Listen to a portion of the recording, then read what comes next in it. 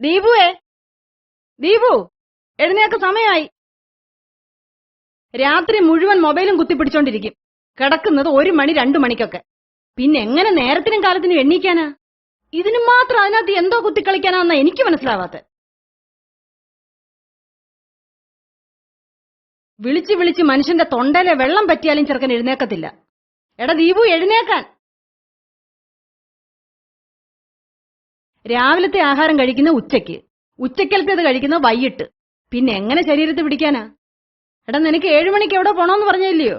ഇപ്പൊ 8 മണിയായി. 8 മണി?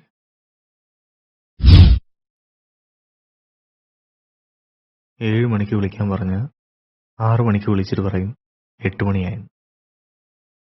അമ്മേ,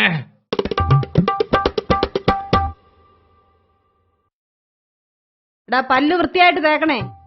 ആ താഴത്തെ നിരയിലെ പല്ല് മൊത്തം ക്ലാവ് പിടിച്ച് മഞ്ഞിച്ചിരിക്കുക. സ്വപ്നം കണ്ടോണ്ട് നിൽക്കാതെ പല്ല് വൃത്തിയായിട്ട് തേക്കാൻ നോക്ക്. ഇതെന്തോന്ന്, പിച്ചളപാത്രോ? ക്ലാവ് പിടിക്കാൻ?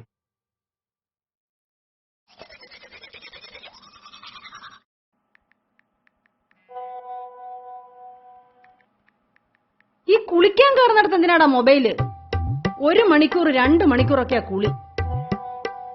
ആ ഷർട്ടിന്റെ കോളർ എടുത്ത് നോക്കിയാ അറിയാം കുളിയുടെ മെച്ചം.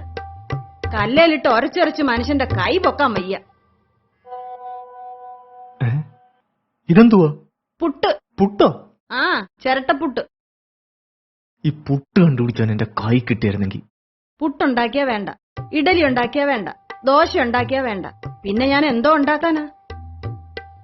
നേരത്തിനും കാലത്തിനും കഴിക്കാനുള്ളതിന്റെയാ. ഇല്ലായിരുന്നെങ്കിൽ പുട്ടല്ല മോനെല്ലാം തിന്നേനെ.